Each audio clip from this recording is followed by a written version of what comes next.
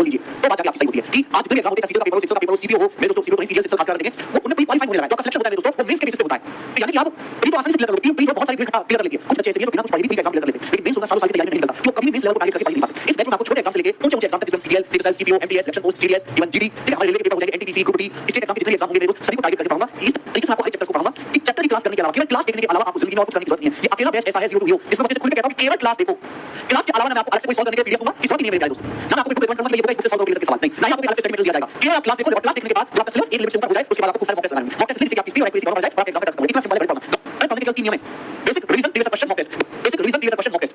Basic revision, previous question, mock test, केवल इतना आपको करना है और कुछ नहीं करना मेरे प्यारे दोस्तों। ठीक है स्टूडेंट्स, चलिए शुरू करते हैं मेरे प्यारे भाई आज की क्लास। और आज की क्लास में जो चैप्टर आने वाले हैं वो menstruation 3D, menstruation 3D, menstruation 3D मेरे प्यारे। ठीक है, 3D का मतलब होता है मेरे प्यारे 3 डायमेंशन। 3D का मतलब होता है तो 3 डायमेंशन। सबसे पहले आपको बताऊं कि क्या क्या हम चैप्टर में करने वाले हैं। ये ऐसा चैप्टर है जो भारत के हर सरकारी एग्जाम में पूछा जाता है। अगर किसी एग्जाम के सिलेबस में मेंस्ट्रुएशन नहीं लिखा हुआ है तो भी उसके पेपर में मेंस्ट्रुएशन के सवाल आते हैं। एसएससी जीडी में, एमटीएस के पेपर में, पुलिस दरोगा के पेपर में, पुलिस कांस्टेबल के पेपर में, कांस्टेबल के पेपर में पेपर नहीं पूछा जाता है, लेकिन एडवांस में मेंस्ट्रुएशन उसमें आता है। उसमें बेलंदा, सर्कल, रावत का क्षेत्र सब निकाल के आता है मेरे भाई। तो मेंस्ट्रुएशन एक ऐसा चैप्टर है जो भारत के हाई गवर्नमेंट एग्जाम में आता है, छोटे से छोटा बड़े से बड़ा, केवल आपकी कैलकुलेशन थोड़ी सी कम, थोड़ी सी ज्यादा होगी। ठीक है, ये बात आपको समझनी है। ओके, बिल्कुल बेसिक से मैं पढ़ाऊंगा धीरे-धीरे, ध्यान रखिए। सबसे पहले हम ये समझते हैं मेरे भाई कि मेंस्ट्रुएशन 3D का मतलब 3 डायमेंशन, इसका मतलब क्या है मेरे भाई? इसका मतलब क्या है? ध्यान से सुनिएगा मेरे भाई, सभी लोग ध्यान से सुनिएगा। 3D समझने से पहले आपको समझना है कि 2D यानी कि 2 डायमेंशन फिगर्स क्या होते हैं। बिल्कुल धीरे-धीरे चीजों को उठाएंगे। 2D figures, 2D figures, 2 dimension figure क्या होता है? डायमेंशन को हिंदी में कहते हैं विमाएं। डायमेंशन को हिंदी में कहते हैं विमाएं, दो विमाएं वाली आकृति। पहले आपको समझना होगा मेरे प्यारे भाई कि 3D का मतलब क्या है और ये 2D है, ये 2D का मतलब क्या है? दो विमाएं वाली आकृति मेरे प्यारे। ध्यान से सुनिएगा। अगर मैं इस पूरे चैप्टर को कहूं तो मैं कह सकता हूं कि चैप्टर फॉर्मूला बेस्ड है। इस चैप्टर को करने के लिए आपको फॉर्मूला याद होना चाहिए और आपकी थोड़ी कैलकुलेशन मजबूत होनी चाहिए। आपको बहुत ज्यादा नॉलेज ऑफ ज्ञान की जरूरत चैप्टर में नहीं। विमाएं का मतलब क्या है मेरे प्यारे? ध्यान सुनिएगा। ऐसी आकृति मेरे प्यारे, ऐसी आकृति जिनमें प्लेन, जिनमें समतल में बनाया जा सकता है। ऐसी आकृति मेरे दोस्तों जिन्हें प्लेन, एक समतल, एक फर्स्ट पर किया जा सकता है। जैसे आप हमारे बोर्ड में स्क्रीन देख रहे हैं, इस स्क्रीन पर जितने भी फिगर बनाए जा सकते हैं, यानी कि जिनमें केवल लंबाई और चौड़ाई होती है, उन्हें 2D आकृति कहते हैं। अगर मुझे कुछ बनाना है तो मैं इस स्क्रीन पर आसानी से बना सकता हूं। स्क्रीन पर फिर आप लोग आंसर बिल्कुल से, जैसे कि मेरे दोस्तों हमारा एक आयत हो गया, एक हमारा मेरे दोस्तों रेक्टेंगल आयत हो गया मेरे बच्चों। फिर आप लोग आंसर, जैसे कि मेरे दोस्तों हमारा वर्ग हो गया, हमारा स्क्वायर हो गया मेरे बच्चों। आप लोग आंसर बिल्कुल सही करें। जैसे कि हमारा एक समांतर चतुर्भुज हो गया, जैसे कि हमारा पैराग्राफ हो गया, ये सभी 2D फिगर है क्योंकि इनको आप एक स्क्रीन पर, एक समतल में, एक प्लेन में आसानी से बना सकते हो। ठीक है मेरे बच्चों, आप लोग आंसर बिल्कुल सही। ओके, अगर सीधा साधा समझाऊं कि जब हम टीवी में फिल्म देखते हैं, जब टीवी में लाइव देखते हैं तो 2D फिल्म में देखते हैं, लेकिन तो अपनी आंखों से लाइव देखते हैं। ऐसा समझिए, जब टीवी में क्रिकेट का मैच देखते हैं, टीवी में क्रिकेट का मैच देख रहे हैं तो क्रिकेट का मैच स्क्रीन पे दिखाई दे रहा है तो 2D फिल्म है। लेकिन सामने से टिकट खरीद के स्टेडियम में जाके मैच देखते हैं, स्टेडियम में जाके वो 3D है क्योंकि उस स्टेडियम में आपको एक्चुअल पता है कि विराट कोहली की लंबाई, चौड़ाई, मोटाई कितनी है, गेंद की मोटाई कैसी है, गेंद कैसी होती है एक्चुअल में। समझ में आ रहा है? तो ये 2D आकृति जो है इनको बस एक स्क्रीन पर आसानी से किया जा सकता है। जैसे कि मेरे बच्चों आपका सर्कल की बात हुई, ये सभी 2D फिगर है। ठीक है, या फिर आप कोई आइडिया फिगर कीजिए मेरे दोस्तों, आप ये कीजिए, कोई आइडिया फिगर कीजिए, कोई भी, ये सब 2D फिगर है क्योंकि आप इनको स्क्रीन पे गिर सकते हो मेरे बच्चों। ठीक है, ये सब यानी कि जिनमें केवल लंबाई और चौड़ाई होती है, मोटाई नहीं होती, मेरे बच्चों, उनको हम 2D फिगर्स कहते हैं। अब मेरे प्यारे आपके सामने 2 डायमेंशन फिगर है। 3 डायमेंशन फिगर का मतलब क्या होता है? D मतलब डायमेंशन, D मतलब 3 विमाओं वाली आकृति, यानी कि ऐसी आकृतियां जिनमें लंबाई, चौड़ाई और मोटाई तीनों शामिल होती हैं और ऐसी फिगर्स को आप क्लियर एक स्क्रीन पर नहीं बना सकते मेरे दोस्तों। जैसे एग्जांपल के लिए लीजिए, एग्जांपल के लिए आपका प्लेन है, दिखाई दे रहा है? जैसे आपका एक सिलेंडर, एक प्लेन है, सबको साफ-साफ दिखाई दे रहा है। मैं आपसे कहूं कि आप इसको स्क्रीन पर बना के दिखाओ, स्क्रीन पर, तो आप इसको स्क्रीन पर कैसे बनाओगे? आपको प्लेन कैसे बनाओगे? आपको कैसे बनाएंगे? लेकिन क्या ये वाकई में ऐसा है? नहीं, पर नीचे तो पूरा सर्कल होना चाहिए था, गोल होना चाहिए था। नीचे से गोल दिखाई दे रहा है, आपको नहीं दिखाई दे रहा, यानी कि ये सही से स्क्रीन पर नहीं बना सकता। इसमें लंबाई भी है, चौड़ाई भी है, मोटाई भी है, ये स्पेस में कुछ जगह क्यों रहा है? जैसे ये जगह खाली है मेरे प्यारे भाई, आपके सामने मुझे सामने जगह खाली है, मैं प्लेन लिया, इस प्लेन ने स्पेस में इतनी जगह घेर ली है, पूरे ब्रह्मांड का जो है आयतन घेर के चला गया। तो इस वजह से ये 3D फिगर है। समझ में आ रहा है? जैसे एग्जांपल के लिए आपको क्वेश्चन होता है, आपकी मम्मी रोटी बनाती है, गोल रोटी बनाती है, तो रोटी बनाती है, गोल रोटी 2D फिगर है। रोटी का एक 2 डायमेंशन वाली फिगर है मेरे प्यारे, लेकिन विराट कोहली जिस क्रिकेट कैसे खेलते हैं, क्रिकेट की गोल है, ये फुटबॉल जो है मेरे दोस्तों, फुटबॉल वो क्या है? वो 3D फिगर है। रोटी तो बनाई जाती है, वो 2D फिगर है, लेकिन फुटबॉल जो हम खेलते हैं वो 2D गोल है, लेकिन वो 3D फिगर है मेरे प्यारे। समझ में आया आप लोगों के आंसर? तो 3 डायमेंशन मतलब 3 विमाओं वाली आकृति आप लोगों की बिल्कुल सही मेरे प्यारे। और आपको सिलेबस में क्या-क्या पढ़ना है ध्यान से सुनिएगा। यहां पे मैंने परिभाषा लिखी है, 3D मेंस्ट्रुएशन का संबंध, सतह चित्र, पार्श्व सतह चित्र, घन, गोले, घनाभ, शंकु, बेलन आदि जैसी 3 आयामी आकृतियों के आयतन के अध्ययन और गणना से। ये परिभाषा लिखी है, परिभाषा में टेक्निक आपको समझने की जरूरत है। यहां पे इस तरीके से कुछ मेरे दोस्तों 3D फिगर्स बने हुए हैं। सबसे पहला मेरे दोस्तों घनाभ, ये 3D फिगर है, क्यों? क्योंकि इसमें लंबाई होती है, इसमें चौड़ाई होती है, इसमें मोटाई होती है। जैसे आप यहाँ ये बुक है, मैथ्स कॉन्सेप्ट, आप इस बुक को मेरे प्यारे भाई ऑनलाइन ऑर्डर करोगे तो बॉक्स में बंद हो जाएगी, बॉक्स में जो है बंद हो जाएगी। तो जिस बॉक्स में बंद हो जाएगी मेरे दोस्तों वो आपका घनाभ होगा, क्यूबॉइड होगा। तो क्यूबॉइड है 3D फिगर, क्यों? ये मेरे दोस्तों घन, ये पहली चीज आपको पढ़ना है मेरे प्यारे बच्चों। ये सिलेंडर मेरे दोस्तों मैंने आपको दिखाई है, ये बेलन, इसको बोलते हैं दोस्तों हिंदी में बेलन, ये कोने में जो बट्टे बनाते हैं, बट्टे पे टोपी पहन के अपने सर पर टोपी लगाते हैं, इसको शंकु बोलते हैं। ये आपको लग रहा है सर्कल की तरह, सर्कल नहीं, ये गोला, ये फुटबॉल है मेरे दोस्तों, फुटबॉल है, इसको बोलते हैं गोला, क्या बोलते हैं? हिंदी में गोला कहते हैं, गोला। तो ये सब फिगर्स मेरे दोस्तों आपको यहाँ पर इस चैप्टर में पढ़नी है, यही आपके सिलेबस में पढ़ना है मेरे प्यारे बच्चों। इसके अलावा जो फिगर और है मेरे प्यारे, एक आपका प्रिज्म हो गया, प्रिज्म, और एक हो गया मेरे प्यारे आपका पिरामिड, प्रिज्म और पिरामिड, इन सब चैप्टर में पढ़ेंगे, उससे उसकी मेरे प्यारे प्रिज्म और पिरामिड। ठीक है, फिर आपको क्या पढ़ना है चैप्टर में? घनाभ पढ़ना है, घन पढ़ना है, बेलन के बारे में पढ़ना है, कोण के बारे में पढ़ना है, गोला के बारे में पढ़ना है, प्रिज्म के बारे में पढ़ना है, पिरामिड के बारे में, सभी 3D फिगर है। ठीक है, यानी कि अगर मैं बात करूं इस चैप्टर में, तो इस चैप्टर में टोटल आपके सामने 6 सीट्स में कराऊंगा, 6 सीट्स। इस चैप्टर में टोटल आपके सामने 6 सीट में यहां पर सॉल्व कराऊंगा, 6 सीट। और इन 6 सीट्स में मिलाकर मेरे दोस्तों 500 से ज्यादा सवाल मैं आपको हल कराऊंगा, 500 से ज्यादा क्वेश्चंस मैं आपको हल कराऊंगा मेरे प्यारे बच्चों। 500 से ज्यादा क्वेश्चंस मैं हल कराऊंगा।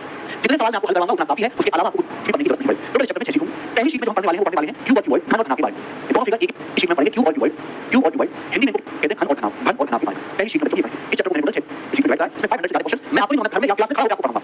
ठीक है बच्चों, इस बारे में सवाल आते हैं, मोहम्मद इकबाल बिल्कुल आते हैं, लेकिन वो सवाल 3 के पेपर में नहीं, 20 के पेपर में ज्यादा होते हैं। ठीक है, ओके। अगर मैं इस चैप्टर के बारे में बात करूं तो ये चैप्टर ऐसा है जो भारत के सभी सरकारी एग्जाम में आता है, और एग्जाम्स में, लेकिन सवाल का लेवल अलग-अलग है। जैसे जीडी में सवाल आएगा बहुत आसान, कम कैलकुलेशन का होगा। अगर हम वही पेपर सीरीज करें या सीरियल बेस करें तो वहां सवाल भी लेंगे होगा, कैलकुलेशन भी ज्यादा होगा, पूरा लॉजिकल होगा, और एग्जाम्स में पूछा जाता है मेरे प्यारे। अगर मैं इसकी वेटेज की बात करूं, इसका वेटेज कितना है मेरे प्यारे बच्चों, तो अगर प्री का पेपर देंगे, अगर प्री का पेपर देंगे सीरियल का और सीरियल का, या किसी भी एग्जाम में आज तक जितने प्री के पेपर होते हैं सभी प्री के पेपर 25 क्वेश्चन आते हैं, 25 क्वेश्चन। तो 25 25 में से मेरे प्यारे भाई 25 में से मेरे प्यारे 1 से 3 क्वेश्चंस तक आपके इस चैप्टर से हो सकते हैं या मोस्टली 2 ही सवाल इसका आता है 2 क्वेश्चंस ओके मेरे प्यारे बच्चों आप बोलोगे आंसर जैसे एमटीएस का पेपर देते हैं मेरे प्यारे भाई जैसे बोर्ड का पेपर देते हैं 20 क्वेश्चंस होता है 20 सवाल में से एक सवाल आपका उसमें आएगा अगर सीपीयू का पेपर देंगे सीपीयू में उसमें 50 क्वेश्चन आते हैं लेकिन 50 में से 3 से 4 क्वेश्चन आपका रहेगा ठीक है मेरे प्यारे बच्चों अगर सीरीज का पेपर देते हैं डिफेंस का भी बहुत अच्छी जॉब है 100 क्वेश्चन आएंगे 100 क्वेश्चन में से आपके 12 क्वेश्चन आपके डायरेक्ट एडमिनिस्ट्रेशन से देते हैं आप भारत का कोई भी पुलिस कांस्टेबल का पेपर दीजिए चाहे पुलिस का पेपर दें कांस्टेबल का पेपर दें जब उसमें 20 सवाल आपके पास आते हैं और आपका 1 से 2 क्वेश्चन 1 से 2 सवाल हमेशा एडमिनिस्ट्रेशन फ्री का रहता है ये जानकारी होती है कौन सी क्लास से आएगी तो ये इसका वेटेज है ओके फ्री के पेपर 25 में से 2 क्वेश्चन के आसपास से आते हैं समझ में मेरे प्यारे बच्चों आप बोलोगे हां जी सर बिल्कुल सही ये मैंने आपको समझाया अभी तक मैंने आपको ये बताया कि पूरी फिगर्स क्या होती हैं 3D फिगर्स और 2D फिगर्स में क्या फर्क है ये मैंने आपको समझाया कौन कौन सी फिगर्स इस चैप्टर में पढ़ने वाले हैं घना पढ़ेंगे घन पढ़ेंगे सिलेंडर पढ़ेंगे कौन सा वो पढ़ेंगे गोला पढ़ेंगे प्रिज्म पढ़ेंगे पानी पढ़ेंगे टोटल 6 शीट 500 क्वेश्चन प्रैक्टिस करते हैं अब आगे चलते हैं दोस्तों इस चैप्टर में हम पढ़ते क्या पढ़ते हैं चैप्टर में मेंस्ट्रुएशन का मतलब क्या होता है व्हाट इज द मतलब और हम फिगर के साथ क्या करने वाले हैं यहां से मेंस्ट्रुएशन का मतलब होता है मेरे भाई क्षेत्र विधि क्या होता है क्षेत्र विधि मेंस्ट्रुएशन का मतलब क्षेत्र विधि मेंस्ट्रुएशन में किस चीज का अध्ययन किया जाता है क्या पढ़ा जाता है किसी भी फिगर और आकृति किसी फिगर के बारे में किसी फिगर की साइज उसके शेप उसके एरिया उसका वॉल्यूम उसके पेरीमीटर के बारे में पढ़ा जाता है मेंस्ट्रुएशन में किसी भी फिगर की किसी भी आकृति के उसका क्षेत्रफल कितना है वो कितनी जगह घेर रही है वो कितना स्पेस घेर रही है उसका आयतन क्या है उसका पेरीमीटर उसका परिमाप क्या है इसके बारे में पढ़ा जाता है तो मेंस्ट्रुएशन एक ऐसी ब्रांच है जिसमें हम सतह क्षेत्रफल के बारे में पढ़ते हैं पास क्षेत्रफल के बारे में पढ़ते हैं लिटल सरफेस एरिया और मेरे दोस्तों आयतन आयतन के निकालने के बारे में पढ़ते हैं ठीक है आप बोलोगे हां सर ओके तो सबसे पहले हम समझेंगे इन चीजों का मतलब क्या है एरिया वगैरह होता क्या है ध्यान से समझिएगा मेरे बच्चों प्यार से सबसे पहले सब लोग अपनी कॉपी में हेड डालेंगे लिटल सरफेस एरिया सब लोग अपनी कॉपी में हेड डालेंगे लिटल सरफेस एरिया हिंदी में हम इसको कहते हैं पार्श्व पृष्ठ का क्षेत्रफल हिंदी में बच्चों लोग इसको कहते हैं पार्श्व पृष्ठ का क्षेत्रफल पार्श्व पृष्ठ का क्षेत्रफल लिटल सरफेस एरिया हिंदी में हम इसको कहते हैं पार्श्व पृष्ठ का क्षेत्रफल ध्यान सुनिए क्या मतलब है सबसे पहले जानिए कि एरिया क्या होता है एरिया क्या होता है जैसे बच्चों मैंने आप स्क्रीन खाली स्क्रीन है आपके सामने खाली स्क्रीन दिखाई दे रही है अब मैंने इसमें आयत बना दिया ये आयत बना दिया तो जैसे मैंने इस खाली स्क्रीन में आयत बनाया तो इसने स्क्रीन की ये जगह घेर ली इसने स्क्रीन की ये वाली जगह मेरे दोस्तों घेर ली बातें समझ में आप बोलोगे हां सही जगह तो मैं कैसे पता लगाऊंगा कि ये जगह है कितनी ये जगह है जैसे आपका खेत है तो आपका खेत जो है गांव का कुछ एरिया घेर लेता है कैसे पता लगाऊंगा कि खेत हमारे खेत से गांव की कितनी जगह घेर रखी है तो उसी के लिए एरिया निकाला जाता है अब जैसे आयत आयत कैसे निकालते हैं इसकी लंबाई है इसकी चौड़ाई है तो मेरे प्यारे बच्चों आयत का क्षेत्रफल को इंग्लिश में एरिया कहते हैं कैसे निकालते हैं मेरे लंबाई गुणा चौड़ाई ये लंबाई है इसकी चौड़ाई अच्छा मेरे दोस्तों लंबाई नापने का तरीका है लंबाई को या तो मीटर में नापते हैं या तो सेंटीमीटर में लंबाई को या तो मीटर में नापते हैं सेंटीमीटर में नापते हैं लंबाई मीटर में होती है चौड़ाई मीटर में होती है मीटर मीटर स्क्वायर यानी कि एरिया को या तो मीटर स्क्वायर में नापा जाता है या फिर सेंटीमीटर स्क्वायर में नापा जाता है एरिया नापने के दो रास्ते हैं या तो मीटर स्क्वायर में नापते हैं या सेंटीमीटर स्क्वायर में नापते हैं ठीक है आप बोलोगे हां जी सर बिल्कुल सही ये बात आपने एकदम ठीक बताई अब मेरे दोस्तों लिटल सरफेस एरिया पास बच का क्षेत्रफल लिटल सरफेस एरिया हमेशा 3D फिगर्स का निकाला जाता है 3D फिगर्स ध्यान सुनिएगा 3D फिगर्स ध्यान सुनिएगा मेरे बच्चों सभी लोग यहां से आपको बात समझ में आएगी आप कोई भी 3D फिगर लीजिए लिटल सरफेस एरिया का मतलब आप कोई भी 3D फिगर लीजिए लेकिन उसकी जो सरफेस प्लेन होती है जैसे हमारी किताब बिल्कुल एक साथ ऐसा नहीं गोल मटोल है बिल्कुल प्लेन हर जगह से प्लेन बिल्कुल एक साथ है बिल्कुल एक साथ गोल मटोल नहीं हम आपके सामने से प्लेन लेता हूं इसलिए तरीका गोल मटोल है गोल मटोल फिगर्स की बात नहीं कर रहा मैं बात कर रहा हूं ऐसी फिगर्स की जिनका हर सतह क्या होता है बिल्कुल एक साइड प्लेन होता है समतल होता है जैसे इस बुक का हर सरफेस एक प्लेन है एक समतल है ऊपर खड़ा नहीं है हर सतह का है कहीं से देखो हर सतह एक समतल है लेकिन हम बात करें पिलर की तो पिलर कैसा गोल मटोल है तो गोल मटोल फिगर के बारे में नहीं ऐसी आकृति मेरे भाई जहां मेरे दोस्तों हर सतह एक समतल होती है तो लिटल सरफेस एरिया का मतलब है लिटल सरफेस एरिया इस किताब देखो तो ना तो आपको ऊपर का एरिया लेना है ना आपको नीचे का एरिया लेना है आपको चारों तरफ का एरिया लेना है तो लिटल सरफेस एरिया का मतलब है चारों ओर की बाउंड्री का चारों ओर का क्षेत्रफल ऊपर का और नीचे की सतह का क्षेत्रफल नहीं लेना है समझ में आया आप बोलोगे हां जी सर हमको आज समझ में आया क्या मतलब है तो किसी वस्तु की पार्श्व सतह उसके आधार पर चीज को छोड़कर वस्तु के सभी क्षेत्र होते हैं आप कोई भी 3D फिगर लीजिए कोई भी 3D फिगर आपको ना ऊपर देखना है ना नीचे देखना है उस फिगर में चारों ओर जितनी जगह फिगर के चारों ओर मेरे भाई वो उस फिगर का लिटल सरफेस एरिया या हिंदी में पार्श्व पृष्ठ का क्षेत्रफल कहते हैं अब इसमें सीएसएफ इसमें क्या डिफरेंस है अब आइए धीरे-धीरे सारी बातें बताऊंगा क्या आपको बात समझ में आप कोई फिगर लीजिए मेरे प्यारे कोई भी जो आपको पसंद हो ठीक है ना जैसे आपको दिखाई दे रहा है पिरामिड की शेप ऐसा ही दिखाई दे रहा है पिरामिड की शेप है ना इसका हर सतह एक समतल है जैसे गोल तो हर सतह एक समतल है तो आपको ऊपर का ऊपर तो पहुंचे ऊपर का एरिया लेना नीचे का एरिया लेना चारों ओर जितनी भी बाउंड्री है चारों ओर की सतह इधर इधर इधर और पीछे चारों की सतह का क्षेत्रफल जोड़ दीजिए उसे बोलते हैं लिटल सरफेस एरिया ठीक है मेरे बच्चों सभी को समझ में आ गया लिटल सरफेस क्या है कोई जल्दबाजी नहीं है मेरे भाई ओके ठीक है तो किसी भी वस्तु लेकिन सतह वस्तु की सतह समतल होनी चाहिए गोल मटोल नहीं होनी चाहिए मेरे भाई तो किसी भी वस्तु की पार्श्व सतह उसके आधार और शीर्ष को छोड़कर वस्तु के सभी क्षेत्र आधार को लेना ऊपर का लेना बाकी जितनी सतह है उन सब के एरिया को जोड़ लेना बाकी जितनी सतह एरिया को जोड़ दीजिए उसे लिटल सरफेस एरिया कहते हैं इसका एरिया अराउंड द फिगर के चारों तरफ का एरिया बस आपको ऊपर नीचे लेना है ये हो गया लिटल सरफेस एरिया आगे चलते हैं बच्चों नेक्स्ट अगला है बच्चे आपके सामने कर्व सरफेस एरिया ठीक बच्चे हिंदी में हम लोग इसे कहते हैं वक्र पृष्ठ का क्षेत्रफल हिंदी में हम लोग इसे कहते हैं वक्र पृष्ठ का क्षेत्रफल वक्र पृष्ठ का क्षेत्रफल हालांकि लिटल सरफेस एरिया में और कर्व सरफेस एरिया में कोई फर्क नहीं है पर केवल एक चीज का है कि लिटल सरफेस एरिया हम वहां निकालते हैं जहां जिन वस्तुओं के जिन आकृतियों की सतह है वो समतल होती है इसमें आपको एग्जांपल दिया हमारी बुक होगी इस बुक की हर सतह समतल है कहीं गोल मटोल नहीं है कहीं कर्व नहीं है कहीं वक्र टेढ़ी मेढ़ी नहीं है जैसे कि हमारी पिरामिड होगी इसकी हर सतह एक समतल है तो हम ऐसी फिगर में निकालेंगे तो उसे बोलते हैं लिटल सरफेस एरिया लेकिन अगर कोई आकृति ऐसी है मेरे भाई जिसकी सतह कर्व है गोल मटोल है जैसे कि मेरे दोस्त सिलेंडर है आप दिखाते हैं सिलेंडर तो इस सिलेंडर आपको ऊपर का लेना नहीं आपको नीचे का क्षेत्रफल लेना है चारों ओर का केवल चारों ओर का मैं जितना क्षेत्रफल टच कर सकता हूं चारों ओर का ना ऊपर देखना है ना नीचे देखना है चारों ओर का मैं जितना क्षेत्रफल टच कर सकता हूं बच्चों उसे कहते हैं कर्व सरफेस एरिया यानी कि मतलब सेम ही है मेरे भाई बस फर्क इतना है कि जिन वस्तु के सरफेस समतल होते हैं उनका एरिया को कहते हैं लिटल सरफेस एरिया और जिन वस्तु के सरफेस ऐसे गोल मटोल होते हैं उन एरिया को बोलते हैं कर्व सरफेस एरिया बस नाम का फर्क है मतलब दोनों का सेम है मेरे भाई ठीक है ध्यान सुनिएगा वक्र पृष्ठ क्षेत्र को गोलाकार शीर्ष वाला केवल टॉप और आधार को छोड़ना आपको शीर्ष ऊपर देखना है आपको नीचे देखना है केवल वक्र पृष्ठ के क्षेत्र के ऊपर परिभाषित किया है केवल आपको वक्र पृष्ठ का क्षेत्रफल लेना है ये वाला ना आपको ऊपर का क्षेत्रफल निकालना है ना आपको नीचे का केवल आपको ये वाला क्षेत्रफल निकालना है इसको हम बोलते हैं जो मैं टच कर पा रहा हूं कर्व सरफेस एरिया ठीक है अपेंडिंग में कोड रखा हुआ है 2 बटन लगाना अपेंडिंग में 2 बटन वाली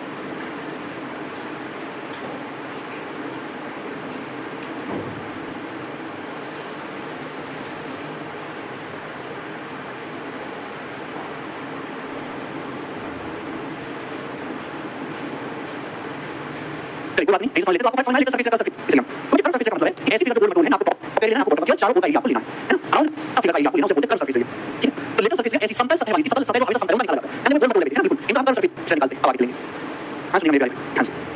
अगला कांसेप्ट है total surface area. Total surface area Hindi में इसको कहते हैं संपूर्ण पृष्ठ का क्षेत्रफल। टोटल सरफेस एरिया हिंदी में इसको कहते हैं मेरे भाई संपूर्ण पृष्ठ का क्षेत्रफल। संपूर्ण पृष्ठ का क्षेत्रफल, संपूर्ण पृष्ठ का क्षेत्रफल। तो देखो अगर नाम को पढ़ोगे ना तो नाम नहीं परिभाषा आ जाती है। कितने बच्चों को केवल नाम पढ़ने से समझ आ गया। टोटल मतलब टोटल, संपूर्ण पृष्ठ का क्षेत्रफल यानी कि किसी भी आकृति में जितने भी सरफेस होते हैं, किसी आकृति में जितने भी सतह होती हैं, चाहे ऊपर हो, चाहे नीचे हो, चाहे आजू-बाजू में जितनी भी सतह किसी आकृति में होती हैं, हर एक के एरिया को जोड़ लो, हर एक के क्षेत्रफल को ऐड कर लो, तो जो होगा आएगा वो होगा टोटल सरफेस एरिया। कुल सतह क्षेत्र आधार और घुमावदार भाग सहित क्षेत्र को संबंधित करता है। यानी मेरे को आपको बेस का एरिया लेना है और जो घुमावदार है, कर्व सरफेस है या लेकर सरफेस उसका एरिया भी जोड़ना है मेरे भाई। तो टोटल सरफेस एरिया मतलब है किसी भी फिगर में जितनी भी सतह हो सकती है सभी एरिया को जोड़ लो। जैसे फिगर में, तो फिगर में मेरे क्या ये कर्व सरफेस एरिया इसको जोड़ लूंगा, इसका टॉप है मेरे ऐसे यहां बॉटम है, तो मैं ऊपर का और नीचे का इन दोनों सर्कल में इन दोनों सर्कल का एरिया जोड़ लूंगा। हर एक कोना कोने का एरिया जोड़, कोने कोने का एरिया जोड़, क्या बन जाएगा टोटल सरफेस एरिया। जैसे बच्चों हमारी किताब है स्टूडेंट, टोटल सरफेस मतलब जितने भी सरफेस है सबके क्षेत्रफल को जोड़ लो। ऊपर वाले का एरिया जोड़ो, नीचे वाले का एरिया जोड़ो, आजू का एरिया जोड़ो, बाजू का एरिया जोड़ो, आगे से एरिया जोड़ो, पीछे से एरिया जोड़ो, जितने भी सरफेस है हर का एरिया निकाल के ऐड कर दीजिए तो बनता है मेरे दोस्तों टोटल सरफेस एरिया। यानी कि टोटल सरफेस एरिया आपको निकालना है, आपको समझ में आ गया होगा, कुछ नहीं करना। लेटर सरफेस एरिया या फिर इसलिए लगता है टोटल सरफेस एरिया हो सकता है। लेटर सरफेस एरिया में दोनों बेसिस का एरिया, दोनों बेसिस का यानी कि टॉप और बॉटम का एरिया जोड़ देना। एरिया ये कंसेप्ट बन गया मेरे भाई। टोटल सरफेस एरिया मेरे भाई, टोटल सरफेस एरिया जो है कैसे निकलेगा? लेटर सरफेस पास के क्षेत्रफल, चारों तरफ क्षेत्रफल है, उसमें टॉप और बॉटम का एरिया, ऊपर वाले और नीचे वाले का एरिया ऐड कर देंगे। ठीक है, तो क्या आपको समझ में आया?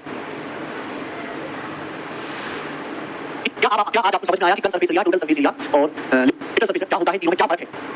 अगर आप कोई बात तीनों चीज समझ में आई है तो कमेंट में यस लिख देंगे सब लोग, कमेंट में यस लिख देंगे। पास का क्षेत्रफल, टॉप का क्षेत्रफल, संपूर्ण का क्षेत्रफल समझ में आपको आ गया तो सब लोग कमेंट में यस लिख देंगे। यस, ये बातें तो ऐसी हैं जो आपको बचपन में नहीं पता होनी चाहिए, हमारा दुर्भाग्य है और आपका भी दुर्भाग्य है कि आपको आज बुढ़ापे में सीख पा रही है। वरना ये आते हैं एक 9वीं क्लास में सीख लेनी चाहिए अच्छे से।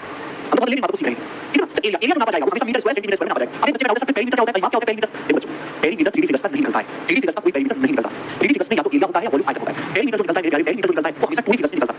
पेरीमीटर यानी कि परिमाप जो होता है, परिमाप, परिमाप हिंदी में परिमाप कहते हैं। पेरीमीटर हमेशा 2D फिगर्स का ही निकलता है, ठीक है ना? 2D फिगर्स में निकलता है। पेरीमीटर नाम ही मतलब चारों ओर, माप मतलब नापना, चारों ओर को नाप लो, लंबाई में, ये मतलब चारों ओर की लंबाई नाप लो, इसी को पेरीमीटर कहते हैं। नाम इसको पेरी मतलब चारों, मीटर मतलब नाप लो लंबाई में, चारों ओर की लंबाई नाप लो। जैसे त्रिभुज है तो त्रिभुज का परिमाप क्या होगा, यहां से दौड़ना शुरू करो, दौड़ते दौड़ते तीनों भुजाओं की लंबाई को जोड़ लो, तीनों भुजाओं की लंबाई को जोड़ लो, ये भुजा ए है, ये भुजा बी है, ये भुजा सी है, तो तीनों भुजाओं की लंबाई को जोड़ लूंगा, ए जमा बी जमा सी, ये त्रिभुज का परिमाप हो गया। तो परिमाप मतलब चारों ओर की बाउंड्री की लंबाई, यानी परिमाप एक तरीके से लेंथ ही है। परिमाप एक तरीके से लेंथ होती है, लेंथ, और लेंथ को मेरे को या तो सेंटीमीटर में नापते हैं या मीटर में नापते हैं।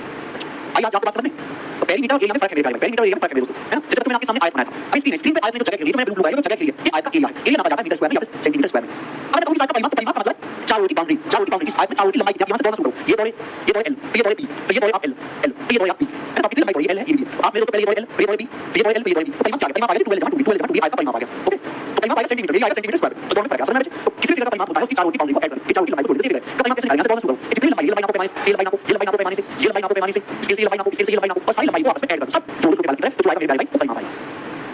नहीं आकांक्षा यादव, विनोद चंद्र मतपाल ने कहानी खत्म कर दी, sum all side, sum all side, बिल्कुल सही। परिमाप जो है वो अलग चीज है, परिमाप 3D फिगर में निकाला नहीं जाता। 3D फिगर में होती है सतह, हमारा शब्द इस्तेमाल करो सरफेस, 3D फिगर में सरफेस होती है। जैसे किताब है, इस किताब में आगे है, एक सतह इधर है, एक सतह इधर है, एक सतह नीचे है, पीछे है, तो सतह का निकालते हैं, हर सतह का निकालते हैं एरिया, एरिया से यहाँ पे काम चलता है। लेटर सरफेस हमने समझ लिया, कर्व सरफेस हमने समझ लिया, टोटल सरफेस हमने समझ लिया। अब हम दोस्तों यहाँ पे समझाएंगे वॉल्यूम यानी कि आयतन। ध्यान से सुनिएगा मेरे भाई, सभी बच्चे, सभी लोग बहुत प्यार से ध्यान से मेरी बात को सुनिएगा। आयतन, आयतन को हिंदी में कहते हैं वॉल्यूम, वॉल्यूम आयतन। एरिया और आयतन में फर्क है मेरे भाई। मैंने आपको पहले समझाया कि एरिया क्षेत्रफल जो नापेंगे वो नापेंगे किसमें, सेंटीमीटर स्क्वायर में, मीटर स्क्वायर में क्षेत्रफल, है ना? कर्व सरफेस या टोटल सरफेस सब किसमें नापा जाता है, सेंटीमीटर स्क्वायर में या मीटर स्क्वायर में। लेकिन आयतन को नापने का जो तरीका है वो सेंटीमीटर, आयतन को या तो सेंटीमीटर क्यूब में नापते हैं या मीटर क्यूब में नापते हैं। अब समझेंगे आयतन क्या होता है, ध्यान से सुनिएगा, ध्यान से सुनिएगा मेरे दोस्त। हर जगह स्पेस में हवा है, इस तरह कुछ नहीं है। यहाँ आप हमारा स्टूडियो एक कमरा है, हर जगह हवा है, आप दिखाई नहीं देती, हर जगह स्पेस में हवा है, हवा। तो मेरे भाई ध्यान सुनिए, हर जगह स्पेस में हवा है। अब ये किताब लाता हूं, इस किताब ने इतनी जगह घेरने के लिए वहां की हवा हटा दी, इस किताब ने इतनी जगह घेरने के लिए वहां की हवा हटा दी, इस किताब ने जितनी हवा को हटा के अपनी जगह पे घेर लिया है, यही जो जगह है, ये जगह में कैसे नापूंगा, उसी को नापने का तरीका है वॉल्यूम यानी कि आयतन।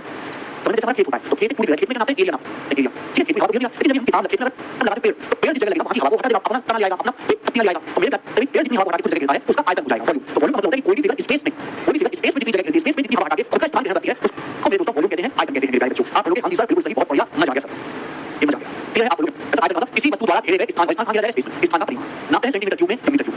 अब मेरे भाई बच्चों मैं आपको एक कांसेप्ट बताता हूं, ध्यान सुनिएगा। अगर मैं टैंक बनाऊं, मैं टैंक बनाता हूं प्लास्टिक का, मैं टैंक बनाता हूं प्लास्टिक का, ध्यान सुनिएगा मेरा मंत्र। मैंने बैठे टैंक बनाया, इस टैंक की लंबाई है 1 मीटर, 1 मीटर, इस टैंक की चौड़ाई भी 1 मीटर, इस टैंक की चौड़ाई भी 1 मीटर, इस टैंक की ऊंचाई भी 1 मीटर। तो मैंने कैसा टैंक बनाया है, इसकी लंबाई भी 1 मीटर है, इसकी चौड़ाई भी 1 मीटर है, इसकी ऊंचाई भी 1 मीटर है।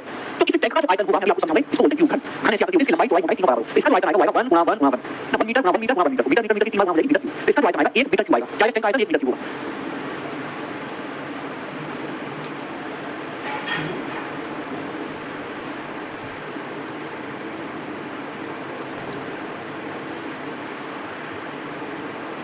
आपको समझाऊंगा, इसको बोलते हैं क्यूब घन। घन से आती है इसकी लंबाई चौड़ाई मोटाई तीनों बराबर, इसका आयतन आएगा 1 गुणा 1 गुणा 1 1 मीटर गुणा 1 मीटर गुणा 1 मीटर, मीटर मीटर की 3 बार गुणा मीटर क्यूब, इसका आयतन आएगा 1 मीटर क्यूब आएगा। क्या इस टैंक का आयतन 1 मीटर क्यूब होगा? अगर इस टैंक में पूरा पानी भर लिया जाएगा। इस टैंक को पानी से भर दो। अगर इस टैंक को आप पूरा पानी से भर दो, पानी से पूरे टैंक को, ये टैंक की लंबाई 1 मीटर है, मेरी गाड़ी में चौड़ाई 1 मीटर है, इसकी मोटाई 1 मीटर है, तो इस टैंक की जो जगह घेरी है इसको 1 मीटर की पूरी लंबाई चौड़ाई ऊंचाई घुमा दो। अगर इसको पूरा पानी से भर दूं तो इसमें एक्सैक्ट 1000 लीटर पानी आएगा, 1000 लीटर पानी आएगा इसमें एक्सैक्ट मेरी गाड़ी में। क्लियर है? तो आज आपको समझ में आया मेरी गाड़ी लीटर किस काला का नाम है। इसमें एक्सैक्ट 1000 लीटर पानी आ जाएगा, यानी कि 1 मीटर क्यूब जो है 1000 लीटर पानी के बराबर है, 1000 लीटर पानी के बराबर है। इसमें एक्सैक्ट 1000 लीटर पानी आएगा। 1 मीटर क्यूब जो होता है मेरी गाड़ी वो 1000 लीटर पानी के बराबर होता है। अगर मैं 1000 छोटे-छोटे कपों में इसको भर दूं, 1000 कपों में भर दूं, 1000 लीटर पानी आएगा इस टैंक में। अब 1000 छोटे-छोटे कपों में भर दूं तो कितना हो जाएगा? 1 लीटर। यहां से 1 लीटर पैदा हुआ। हम दूर आते हैं कि भैया 1 लीटर दूध दे दो। लीटर कहां से आया? लीटर नहीं आया, पहले बॉक्स में आ गया। 1 मीटर लंबा, 1 मीटर चौड़ा, 1 मीटर ऊंचा, उसमें पानी आ गया। तो पहले बात स्वीकार कर ली, जब इस तरह पानी आज से उसको 1000 लीटर कहा जाएगा, 1000 लीटर। तो मेरे पहले 1 मीटर क्यूब पानी का मतलब 1 मीटर क्यूब आया का मतलब 1000 लीटर। ये 10 की पावर 3 लीटर को शॉर्ट में एल कहते हैं। ओके, अब बताओ यहां से 1 लीटर का मतलब क्या है? 1 लीटर का मतलब क्या आ जाएगा? बताओ 10 की पावर 3 मतलब चलेगा। अब आपसे कोई 1 लीटर में कितने 1 मीटर क्यूब पावर 1000 लीटर, 10 की पावर 3 है। 10 की पावर 3 का मतलब क्या आ जाएगा? 1/10 की पावर 3 मीटर। मैंने सिर्फ आपको आंसर लिख सकते हैं, इसमें ना कि आप ही का चलना है। 10 की पावर 3 को बदल जाते हैं लेफ्ट साइड। आपको पता होना चाहिए कि अगर 1/10 की पावर n है तो इसको 1 की पावर -n कह सकते हैं। तो 1/10 की पावर 3 है, 10 की पावर 3 n इसका मतलब हो गया 10 की पावर -3 मीटर। तो 1 लीटर का मतलब होता है 1/1000 या फिर 10 की पावर -3 मीटर क्यूब। कॉन्सेप्ट है मेरे पहले उठा लीजिए कॉपी। कॉन्सेप्ट 1 लीटर बराबर 10 की पावर -3 मीटर। क्लियर? आप बोलोगे आंसर बिल्कुल सही। हम पढ़ते आज तक बोलते होंगे कि 1 मीटर जो लंबाई होती है वो 100 सेंटीमीटर के बराबर होती है। 1 मीटर लंबाई 100 सेंटीमीटर, अगर 10 की पावर 2 सेंटीमीटर। ठीक है? तो मेरे गाड़ी में जो 1 लीटर है ये क्या हो जाएगा मेरे गाड़ी में? 10 की पावर -3 ये मीटर क्यूब है। 10 की पावर -3 मीटर क्यूब। मीटर का मतलब है मैं सेंटीमीटर निकालना चाहता हूं, मीटर को सेंटीमीटर में निकालना चाहता हूं, तो मीटर का मतलब होता है 10 की पावर 2 सेंटीमीटर। मीटर का मतलब 10 की पावर 2 सेंटीमीटर की पावर 3 हुआ है। क्या होता है? इसका क्यूब है, क्यूब और क्यूब है तो 10 की पावर 2 का क्यूब हो जाएगा 10 की पावर 6, पावर कितना हो जाएगा? 2 या 6 और सेंटीमीटर का क्यूब। अगर मैं मीटर की जगह 100 सेंटीमीटर रखूंगा तो 100 का क्यूब क्या हो जाएगा? 10 की पावर 6 सेंटीमीटर क्यूब। आप बोलोगे आंसर बिल्कुल सही। हम बस यहां से कह सकते हैं कि गुणा में पावर छोड़ जाके 6 में 6 से 3 बच जाएगा 10 की पावर 3 सेंटीमीटर। 1 लीटर का मतलब 10 की पावर 3 सेंटीमीटर यानी कि 1000 सेंटीमीटर क्यूब। तो ध्यान रखिएगा कि 1 लीटर में 1000 सेंटीमीटर क्यूब होते हैं। रखा है आपने मेरी गाड़ी, आपने रखा है, लेकिन समझिए आप बात में 1 लीटर मतलब 1000 सेंटीमीटर क्यूब। इस तरह 10 की पावर 3 कैसे? जी अभी मैं आपको समझाया कि अगर 1/किसी संख्या की पावर 1 पावर n है तो 1 की पावर -n होता है। ओके, जिनको ना समझ में आया तो जो मैं डालने मेरे भाई बचपन से कभी कुछ ऐसा किया नहीं, अचानक से सब समझ आने लेकिन आप नहीं करिए। बचपन से कभी कुछ नापा नहीं, कभी कुछ किताबें पढ़ा नहीं, व्यापार कभी किया नहीं, अचानक से सब चीज को मुझे लगे ऐसा नहीं है तो रट ले, रट लीजिए मेरे भाई। ठीक है? 1 मीटर क्यूब में 1000 लीटर होते हैं। 1 लीटर में ये रटना बेटा तुरंत याद करिए। 1 लीटर में 10 की पावर -3 मीटर क्यूब होते हैं। 1 लीटर में 1000 सेंटीमीटर क्यूब। याद करिए, जल्दी से याद करिए।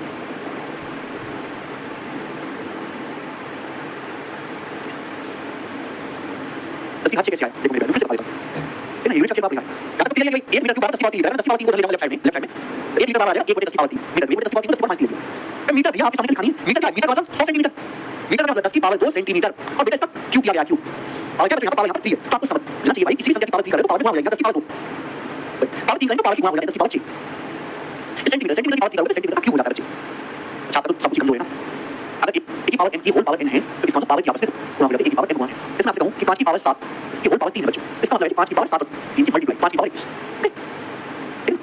वैसे चौथी 5वीं क्लास की बातें हैं, हम 9वीं क्लास पढ़ रहे हैं, सिलेबस आपको आनी चाहिए थी और आप थोड़े ज्यादा बेकार हो तो ये बताना पड़ता है। तो 10 की पावर 2 का 10 की पावर सेंटीमीटर सेंटीमीटर। अब पावर 2 हो जाएगी। पावर 2 है मल्टीप्लाई हो जाएगा 6 से 3 बनेगा 3 10 की पावर 3 सेंटीमीटर क्यूब बचेगा। ओके, समझ में आप बोलोगे हां जी सर बिल्कुल सही समझ में आया, कोई परेशानी नहीं। तो 1 लीटर का मतलब होता है 10 की पावर 3 यानी कि 1000 सेंटीमीटर क्यूब। बोलो समझ में आ रहा है बच्चे? इसी डिफरेंस को यहां तक कोई डाउट? तो ये हमने जाना मेरे प्यारे भाई कि लेटरल सरफेस एरिया क्या है, कर्व सरफेस एरिया क्या है, टोटल सरफेस एरिया क्या है, क्या इसका मीनिंग होता है, एक्चुअल परिभाषा हमने जानी और वॉल्यूम क्या होता है। ठीक है? ये बात आपको समझ में आ रहा है? आपको यहां तक समझ में आई तो कमेंट में यस लिखिए। ठीक है? सारी मेहनत मैं